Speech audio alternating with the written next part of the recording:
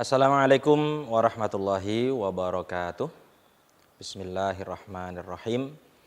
Alhamdulillahirabbil alamin, hamdan yuafi ni'amahu wa yukafi'u mazidah.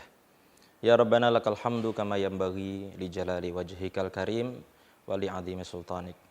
Subhanakallahumma la nuhsi thana'an 'alaika anta kama athnaita 'ala nafsik. Falakal hamdu hatta tarda. Walakal hamdu idza radid, walakal hamdu ba'da ridha. Allahumma salli wa sallim ala sayyidina Muhammadin fil awwalin, wa salli wa sallim ala sayyidina Muhammadin fil akhirin, wa salli wa sallim ala sayyidina Muhammadin fi kulli waqtin wa hin. Allahumma nawaitu ta'alluma wa ta'lim wal istifadata wal ifadah wal hath ala tamassuki bi kitabillah wa sunnati rasulih wad dalalata alal khair. Rabbi shrah li sadri wa yassir li amri wahlul 'uqdatan min lisani yafqahu qawli. Allahumma inna na'udzubika min ilmin la yanfa' wa qalbin la yakhsha' wa 'amalin la yurfa' wa du'ain la yustajabu bi rahmatika ya arhamar rahimin. Yang saya muliakan, yang saya hormati pemirsa Qalbun Salim dimanapun panjenengan berada. Alhamdulillah pada kesempatan kali ini kita bisa bertemu kembali, kami bisa menyapa layar kaca panjenengan semuanya dalam acara kebanggaan kita yaitu Qalbun Salim NTV.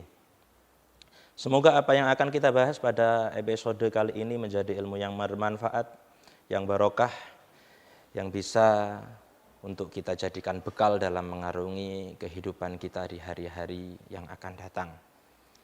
Alhamdulillah, para pemirsa yang dirahmati Allah Subhanahu wa taala, kita pada kesempatan kali ini masih ditakdir oleh Allah Subhanahu wa taala bertemu meskipun dalam layar kaca.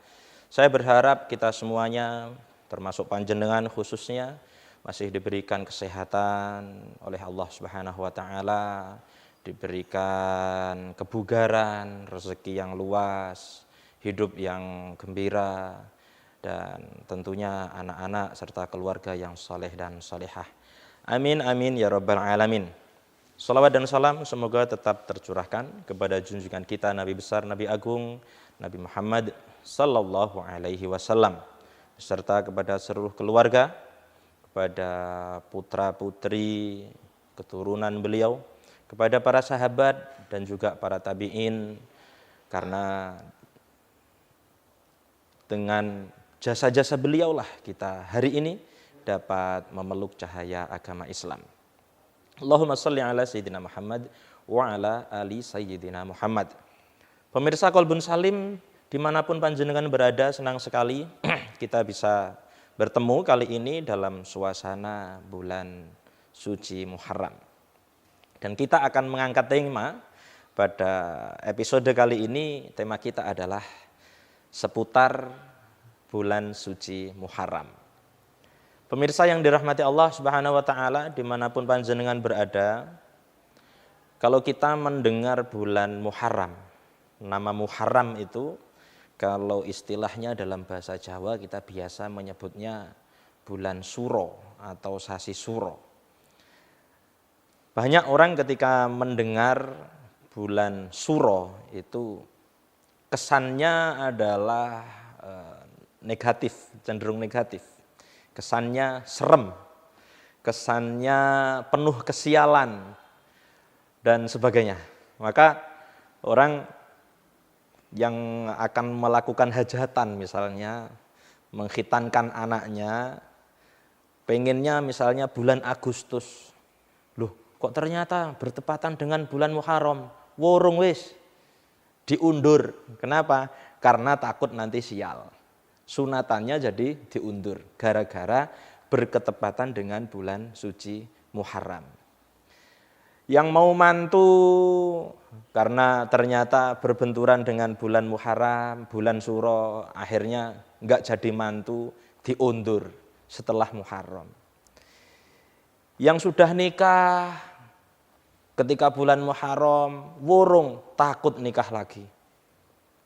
Yang mau pindah rumah nunggu selesai bulan Muharram baru pindah.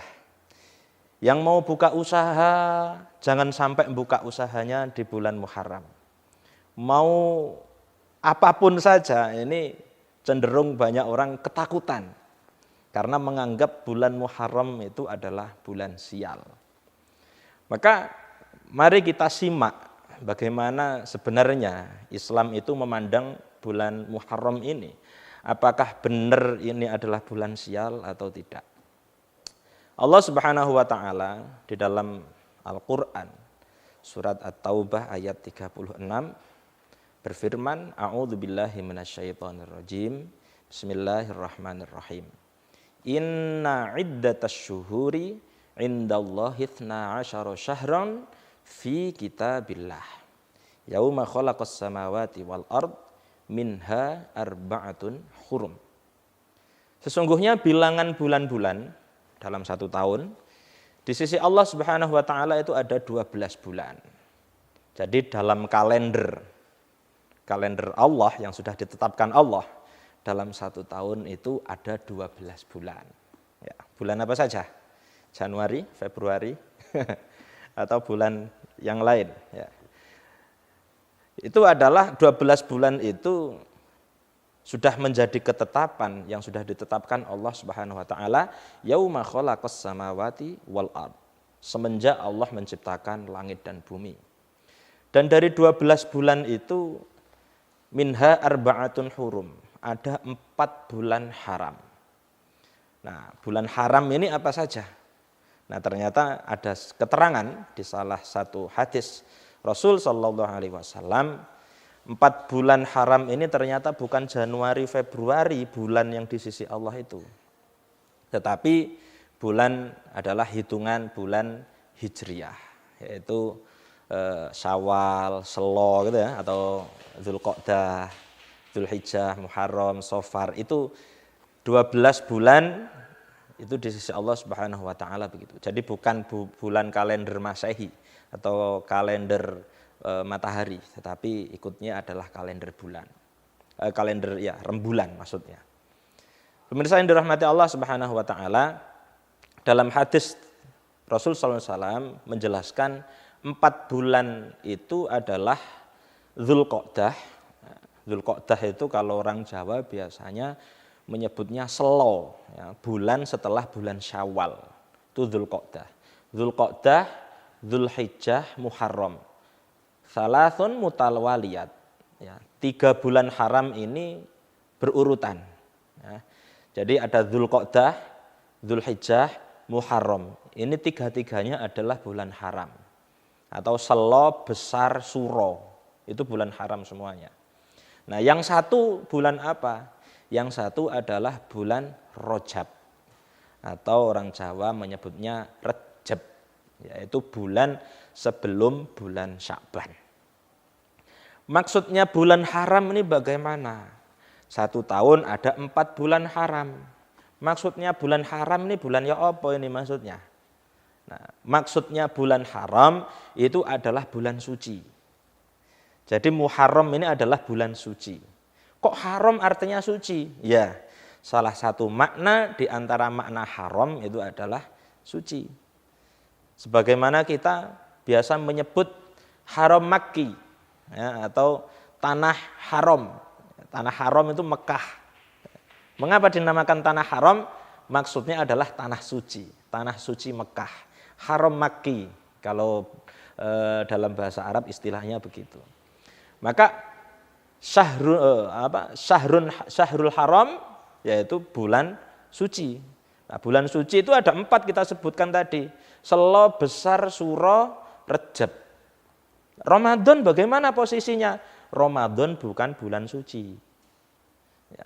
Ramadan masuk bulan suci. Kan kita biasa menyebutkan bulan suci Ramadan, Ustaz. Ya, tetapi dalam istilah Al-Quran, Ramadan itu bukan termasuk bulan suci. Tetapi Ramadan itu adalah bulan mubarak. Bulan yang penuh dengan keberkahan. Bulan berkah, bukan bulan suci. Meskipun keutamaannya nanti bisa menyamai bulan-bulan suci ini. Atau menurut sebagian ulama, Ramadan ini lebih mulia dibanding bulan-bulan suci ini. Tetapi tidak termasuk dalam istilah bulan suci. Kenapa? Karena bulan suci itu ada beberapa hal atau beberapa hukum yang berlaku khusus untuk bulan suci. Dan itu tidak berlaku untuk bulan Ramadan. Makanya kita tidak menyebutnya bulan Ramadan itu adalah bulan suci. Ya secara istilah orang Indonesia bulan suci Ramadan ya bisa saja, boleh saja. Cuma kekhususan bulan suci itu ada hukum-hukum tertentu yang memang itu tidak disebutkan atau tidak berlaku pada bulan suci Ramadan. Baik pemirsa yang dirahmati Allah Subhanahu wa taala, bahkan Muharram, kita membahas Muharram, khusus untuk Muharram ya. Muharram ini bahkan saking sucinya dan saking istimewanya, itu salah seorang ulama yang bernama Ibnu Rajab dalam kitabnya Lataiful Ma'arif, beliau menyebutkan para ulama pun terjadi perbedaan pendapat. Dibanding Ramadan, ini lebih mulia mana? Lebih mulia Muharram ataukah lebih mulia Ramadan? Ini terjadi perbedaan pendapat di antara ulama. Ada yang bilang Ramadan itu lebih mulia dibanding bulan Muharram. Tapi juga tidak sedikit juga yang menyatakan bulan Muharram itu lebih mulia dibanding bulan suci Ramadan. Ala kulli hal, kita harus mengetahui bahwasanya Muharram yang dimana kita ada di dalamnya adalah salah satu di antara bulan-bulan suci yang jumlahnya 4 bulan sesuai dengan yang ditakdirkan atau ditentukan oleh Allah Subhanahu wa taala di dalam kitab suci Al-Qur'an. Baik, pemirsa yang dirahmati Allah Subhanahu wa taala, kita akan membahas lebih lanjut tentang serba-serbi bulan suci Muharram, tentunya setelah pariwara yang lewat berikut.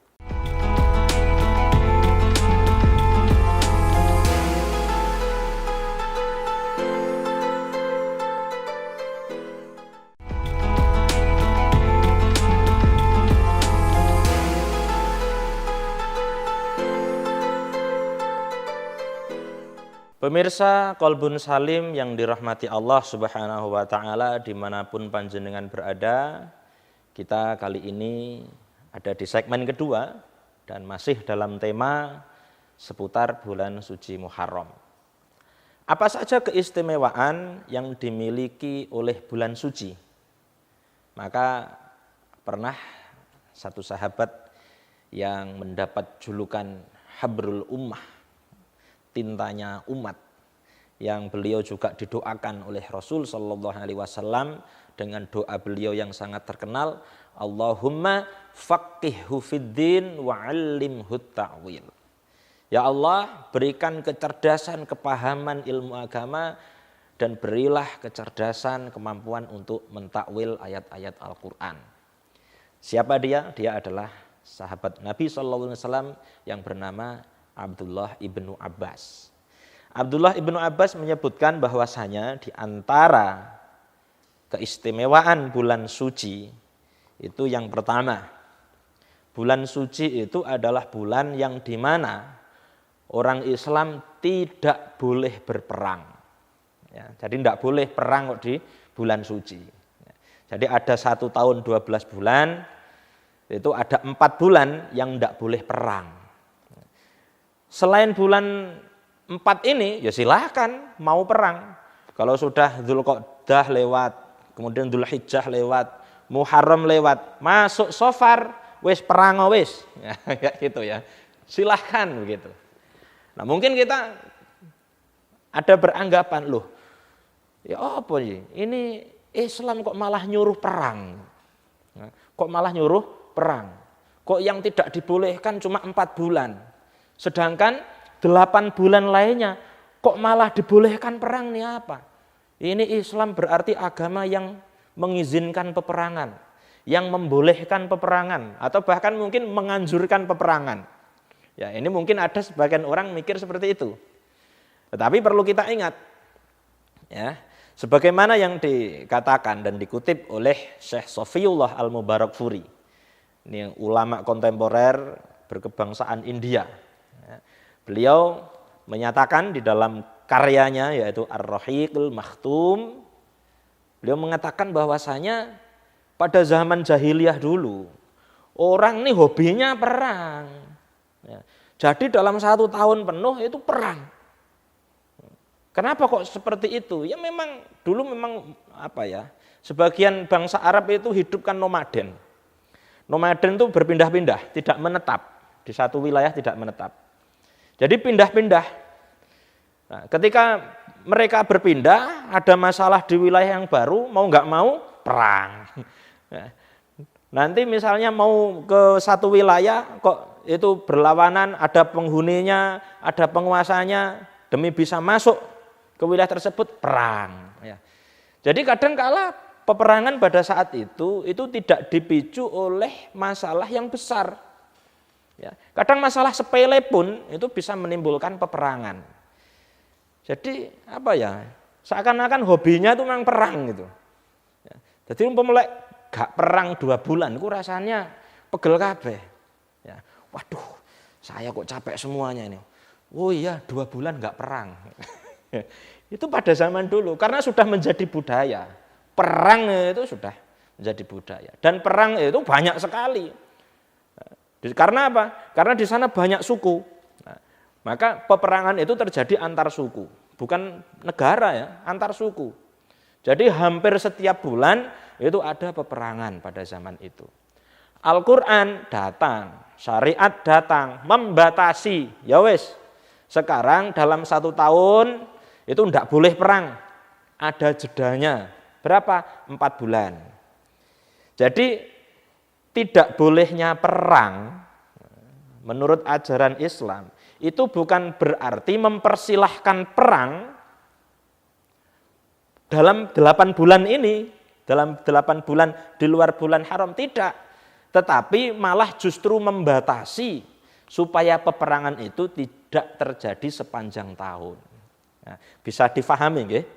Jadi begini, saya ulangi. Peperangan itu diharamkan untuk umat Islam dalam 1 tahun hanya 4 bulan. 8 bulan sisanya itu boleh perang.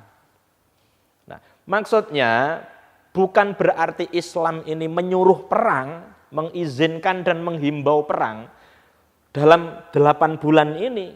Tidak. Justru Islam menghendaki tidak adanya peperangan. Dengan cara apa? Meminimalisir kejadian-kejadian peperangan dengan menunda dan menghentikan peperangan dengan genjatan senjata dalam 1 tahun itu ada 4 bulan. Contoh lain beginilah. Contoh lain misalnya perbudakan. Islam itu kan mengenal adanya perbudakan. Misalnya ada beberapa kasus itu dendanya dengan memerdekakan budak. Ada hadis-hadis Rasulullah itu yang menjelaskan pahalanya membebaskan budak dan lain sebagainya.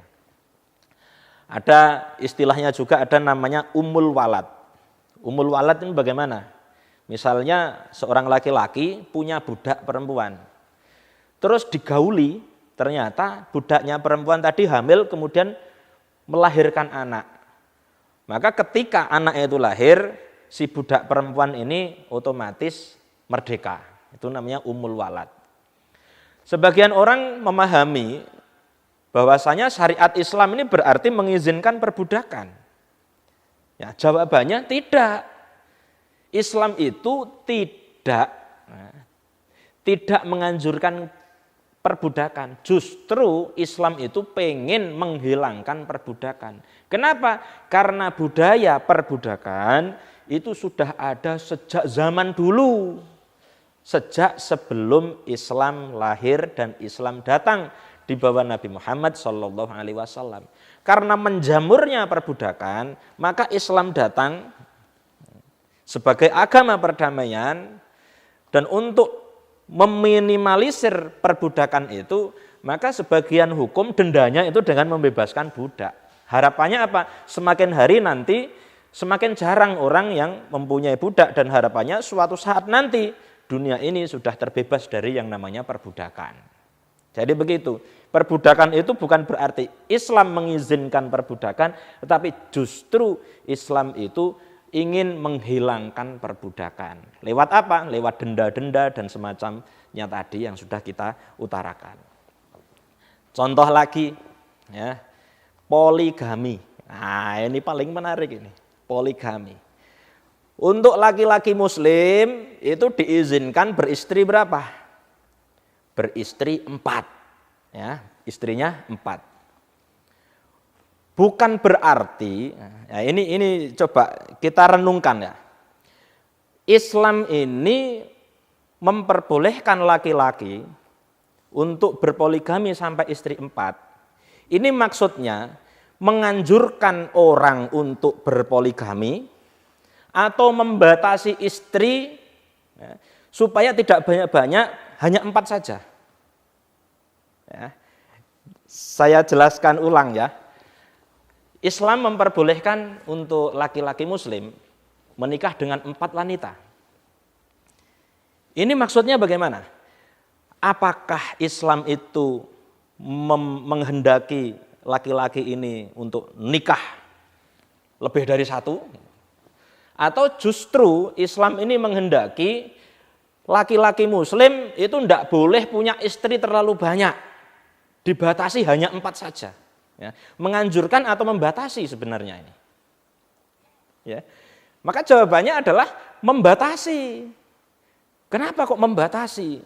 Karena pada zaman jahiliyah dulu, itu orang-orang Islam rata-rata istrinya lebih dari 4. Bahkan banyak di antara orang-orang zaman jahiliyah itu istrinya 10, ada 15, 20. Bahkan kalau menjadi penguasa satu wilayah itu bisa 100. Bukan hanya di Arab saja.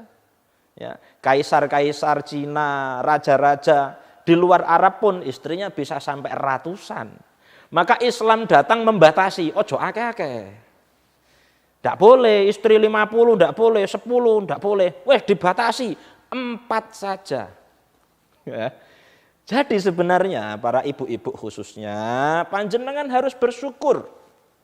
Kenapa? Karena Islam datang untuk membela jenengan. Suami jenengan supaya tidak nikah lebih dari 4. Ya. Jadi dibatasi, wes 4 saja, jangan lebih. Gitu ya. Justru Islam itu datang untuk membela hak-hak kaum wanita. Kalau tidak ada anjuran seperti ini, maka bisa jadi sampai hari ini pun di antara umat Islam pasti ada yang beristri 10, 100 karena tidak dibatasi tadi. Karena sekarang Islam membatasi, maka maksimal yang namanya wanita itu cuma boleh 4 istri saja dari 1 suami yang sama. Nah ini sebenarnya begitu. Ya. Jadi jangan berpikir kemudian, oh Islam ini ternyata tidak membela hak-hak kaum perempuan. Tidak. Justru Islam datang untuk membela para wanita, ibu-ibu khususnya, ya, supaya suaminya tidak menikah banyak-banyak. itu hikmahnya dari poligami. Nah ini kan sama, syariat poligami, terus kemudian perbudakan, kemudian membatasi peperangan pada 12 bulan hanya boleh perang selama 8 bulan saja. Ini modelnya, polanya adalah sama. Ya. Baik pemirsa yang dirahmati Allah Subhanahu Wa Taala, kita masih akan membahas seputar bulan suci Muharram tentunya setelah iklan yang satu ini.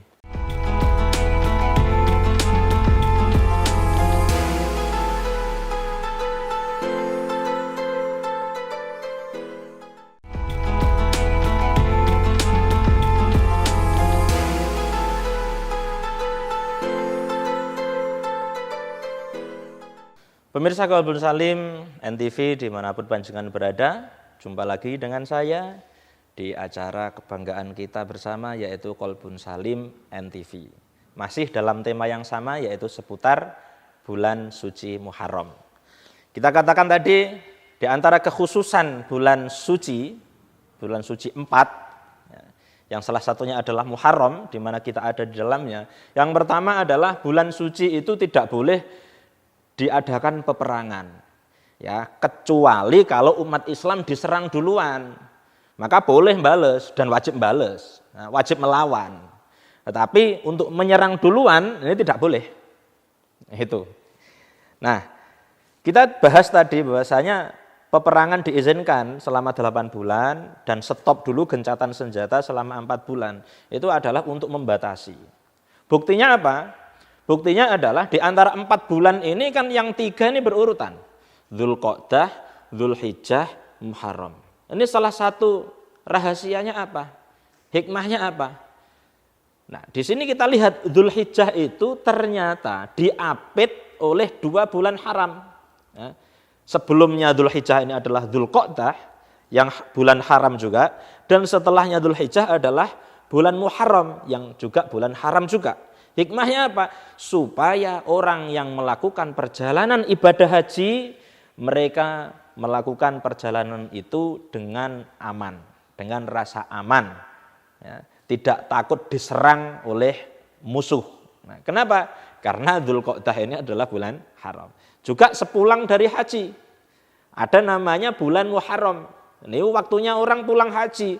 Maka Allah Subhanahu wa taala membuat salah satu bulan haram itu setelah bulan haji. Kenapa? Supaya orang ketika melakukan perjalanan sepulang dari ibadah haji menuju negaranya masing-masing, mereka ini merasa aman, merasa tenang, tidak khawatir dan tidak takut diserang. Kenapa? Ini bulan haram, gak oleh perang. Kan begitu. Nah, ini salah satu hikmahnya. Baik. Jadi yang pertama, ketentuan pertama adalah di dalam bulan haram tidak boleh perang. Yang kedua, ibadah yang dilakukan di bulan haram itu pahalanya lebih besar dibanding ibadah yang sama kalau dilakukan di bulan-bulan selain bulan-bulan haram. Sekarang bulan Muharram. Jenengan sholat maghrib hari ini di bulan Muharram ini, itu pahalanya lebih besar dibanding sholat maghribnya sampean itu nanti yang dikerjakan di bulan Safar misalnya, atau di bulan Mulut. Nah, itu lebih besar pahalanya sekarang. Begitu. Puasa di bulan haram itu pahalanya lebih besar dibanding kalau jenengan puasa ketika di luar bulan-bulan haram.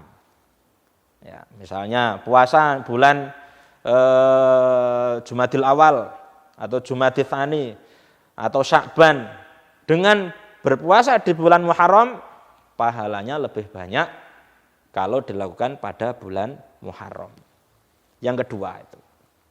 Yang ketiga, menurut sahabat Abdullah ibnu Abbas, nah ini yang perlu diwaspadai ini, maksiat dosa yang dilakukan pada bulan haram itu akan lebih besar dosanya jika dibanding dilakukan di luar bulan haram. Ada seseorang muslim melakukan maksiat di bulan Muharram, maka dia mendapat dosa lebih besar dibanding seandainya dia melakukannya di bulan Safar misalnya, atau di bulan Sya'ban misalnya. Kenapa? Ya kurang ajar. Oh, ini bulan suci, kok malah dibuat maksiat melawan perintahnya Allah Subhanahu wa ta'ala. Maka berhati-hatilah kita, ya. Bergembira juga ya berhati-hati. Kenapa? Bergembira karena segala amal ibadah hari ini dilipat gandakan oleh Allah Subhanahu wa taala pahalanya. Tetapi kita juga harus hati-hati.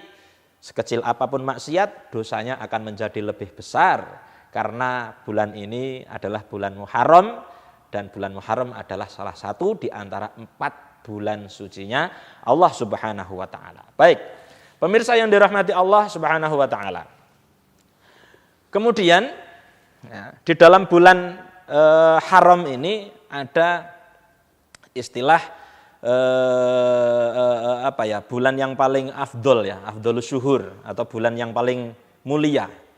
Maka di antara 4 bulan ini, Dzulqa'dah, Dzulhijjah, Muharram, Rajab, ini mana yang paling mulia? Ya, mana yang paling mulia? Yang paling mulia menurut keterangan hadis Rasul Shallallahu Alaihi Wasallam, di antara 4 bulan yang mulia ini, Muharram adalah yang paling mulia.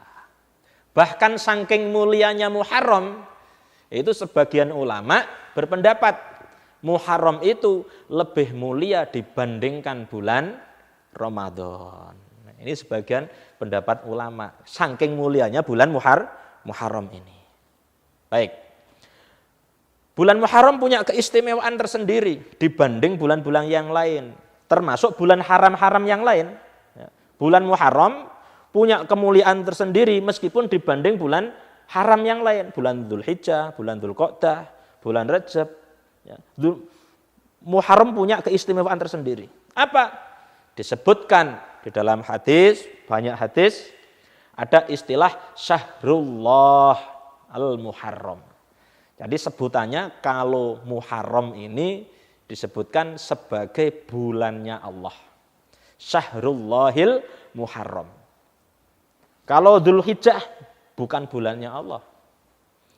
Kalau misalnya Rajab bukan bulannya Allah. Ramadan bukan bulannya Allah.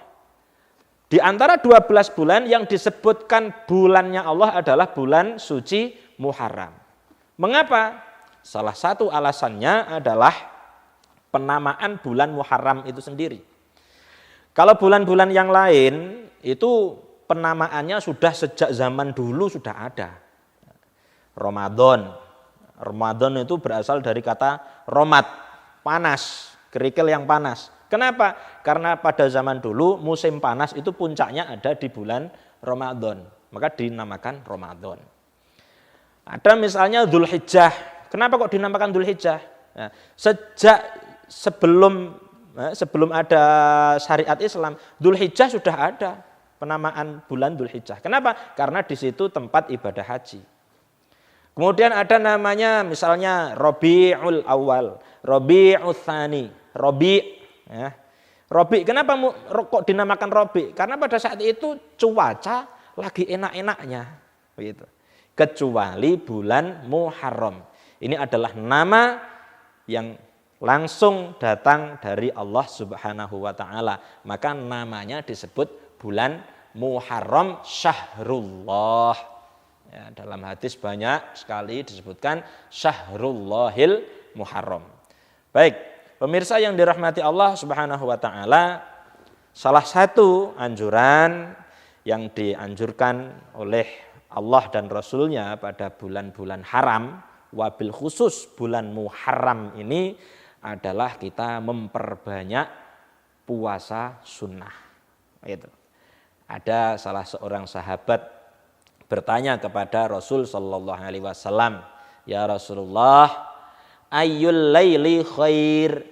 Ya Rasulullah, di antara satu malam itu mana bagian yang paling mulia? Wa ayyus syuhur khair? Dan di antara bulan-bulan 12 ini mana yang paling utama, mana yang paling mulia? Maka Rasul SAW menjawab, malam itu paling afdol, afdolul lail itu jaufuhu, tengah malamnya, sepertiga malam terakhir. Jadi kalau malam itu kan dimulai dari tenggelamnya matahari, dimulai dari waktu maghrib sampai datang matahari muncul terbit dari timur, itu namanya malam. Nah, di antara maghrib sampai subuh ini, sampai munculnya matahari, ini yang paling utama, yang paling afdol adalah sepertiga malam terakhir. Yaitu kira-kira ya jam 1 malam sampai subuh. Itu afdolnya waktu malam. Ya, itu malam yang paling mulia begitu. Nah, kemudian kata Rasul SAW, afdolus syuhur syahrullah allati tad'unahu al-muharram. Sedangkan bulan yang paling mulia adalah bulan yang engkau menamakannya, menyebutnya dengan sebutan bulan Muharram. Ya, dan ini adalah salah satu dalil yang dipakai untuk ulama yang berpendapat bahwasanya bulan Muharram adalah bulan yang paling mulia di antara bulan-bulan yang lain dalam satu tahun penuh, termasuk bulan suci Ramadan atau bulan Ramadan al-Mubarak. Begitu. Nah, di situ ada kita dianjurkan puasa. Ya. Puasa kalau jenengan misalnya puasa di bulan dengan puasa di luar bulan suci, maka pahalanya lebih banyak kita dapatkan ketika kita berpuasa di bulan Muharram. Kok ketepatan pas itu hari Senin atau hari Kamis, berarti pahalanya double lagi. Ya, sampean tambahin niatnya. Ya, sampean berpuasa di bulan Muharram, kok ketepatan pas harinya hari Senin atau hari Kamis. Sekalian ditambah niat puasa Senin Kamis, pahalanya bisa double. Loh, kok pas dilalah kersane Allah gitu ya orang-orang Jawa. Ini kok pas Ayyamul Bid tanggal 13, 14, 15. Yus alhamdulillah. Sekalian juga diniati untuk puasa sunnah hari-hari putih atau Ayyamul Bid. Jadi ada tiga pahala di sini yang akan kita dapatkan. Satu, kita berpuasa karena pada bulan suci Muharram. Yang kedua, ketepatan pada hari Senin, maka kita dapat pahala puasa Senin Kamis. Kemudian yang ketiga, kok pas Ayyamul Bid, kita niatkan juga puasa Ayyamul Bid, maka mendapat juga pahala puasa sunnah Ayyamul Bid. Maka mari kita memperbanyak ibadah-ibadah, diantaranya adalah ibadah puasa pada bulan suci Muharram ini. Baik pemirsa yang dirahmati Allah Subhanahu wa taala, kita akan lanjut pembahasan kita seputar bulan Muharram masih setelah pariwara yang lewat berikut ini.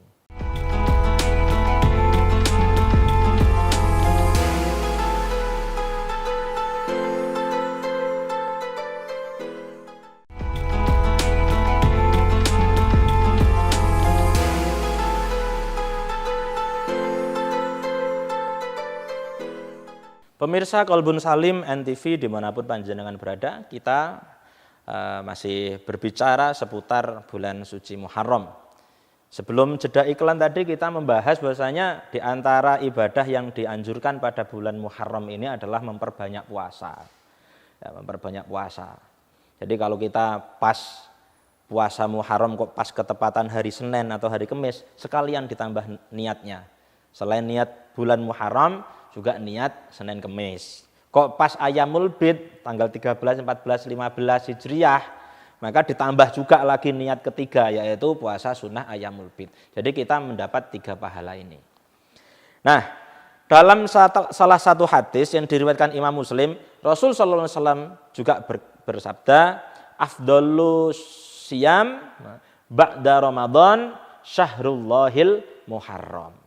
Wa afdhalus shalah ba'dal faridah sholatul lail. Kata Rasul sallallahu alaihi wasallam, puasa yang paling afdol, puasa yang paling baik dalam satu tahun penuh setelah bulan suci Ramadan atau setelah bulan Ramadan itu ya bulan Muharram. Bagus mana Ustadz?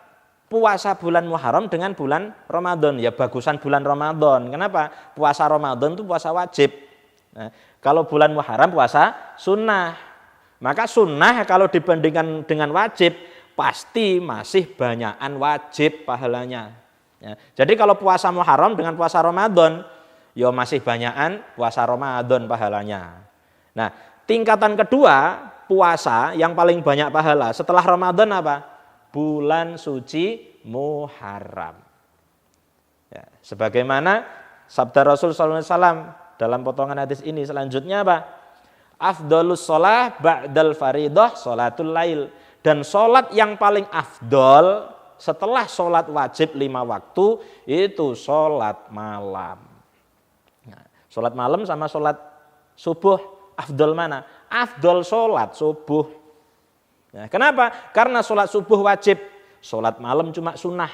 Sunnah sama wajib tidak bisa dibandingkan, pasti lebih banyakan wajib pahalanya. Maka sangat tertipu sekali ketika ada seorang muslim yang mempertahankan mati-matian berjuang untuk sholat malam 100 rakaat, 200 rakaat, tapi kemudian dia tidur subuhnya ketinggalan. Begitu.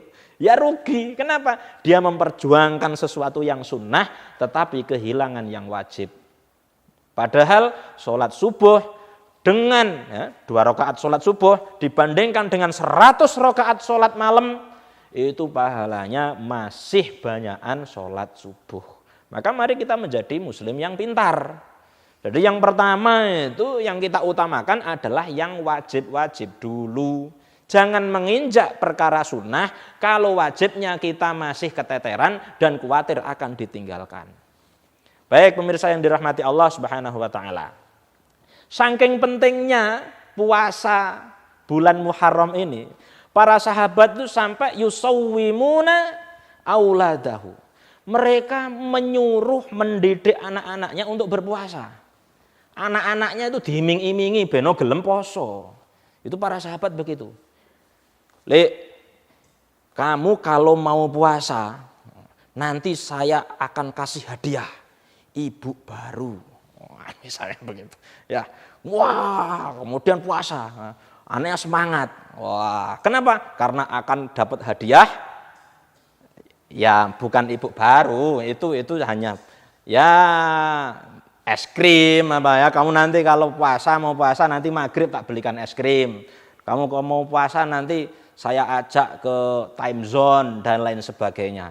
Jadi para sahabat itu mengiming-imingi anak mereka untuk mau puasa sunnah, berlatih pada bulan suci Muharram ini. Nah, baik, mirsa yang dirahmati Allah Subhanahu wa taala, ada satu hari di dalam bulan Muharram ini yang satu hari itu kita dianjurkan banget untuk berpuasa. Bulan Muharram ya kita dianjurkan banget kan untuk berpuasa, tapi ada satu hari yang paling dianjurkan. Yaitu kapan? Pada tanggal 10 Muharram.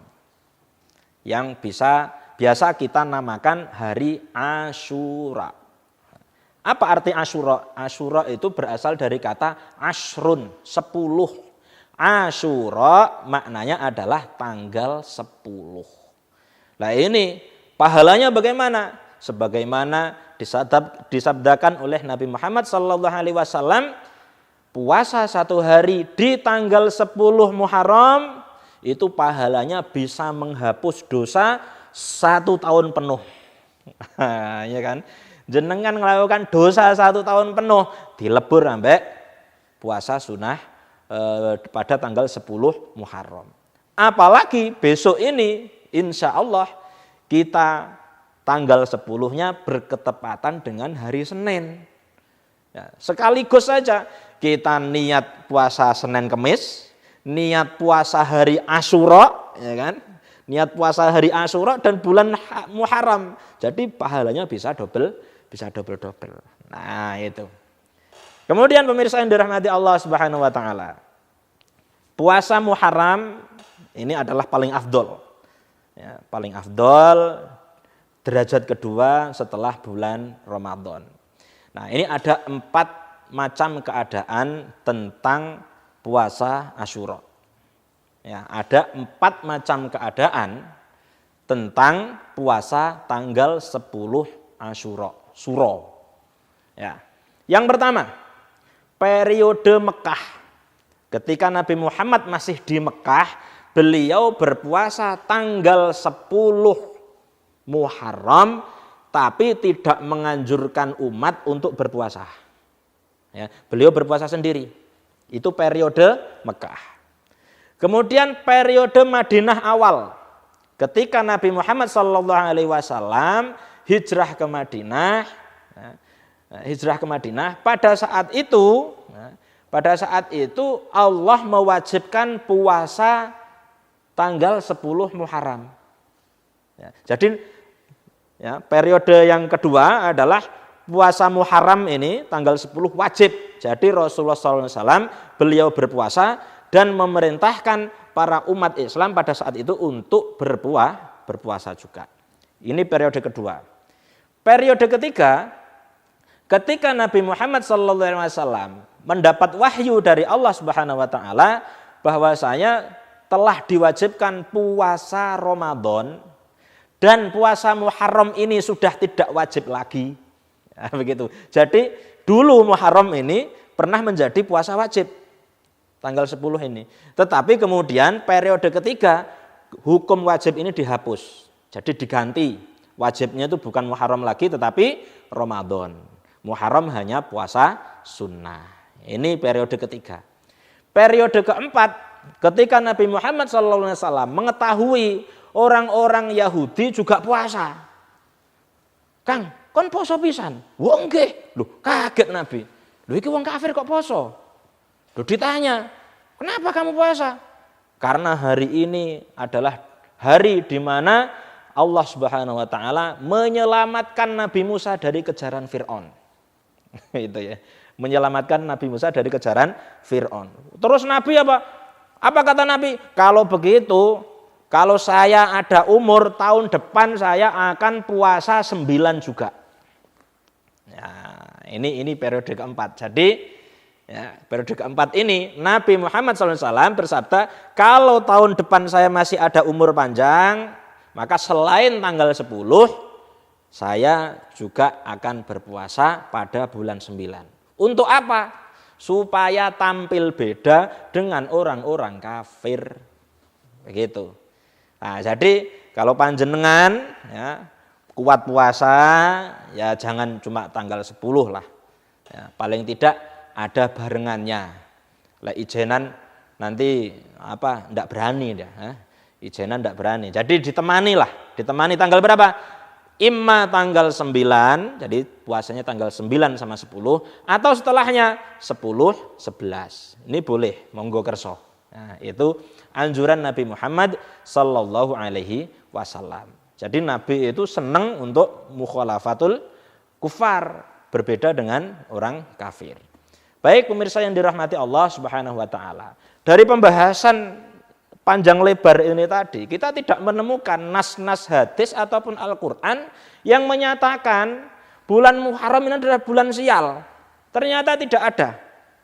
Nah, sekarang bagaimana kok kita menganggap bulan Muharram bulan sial?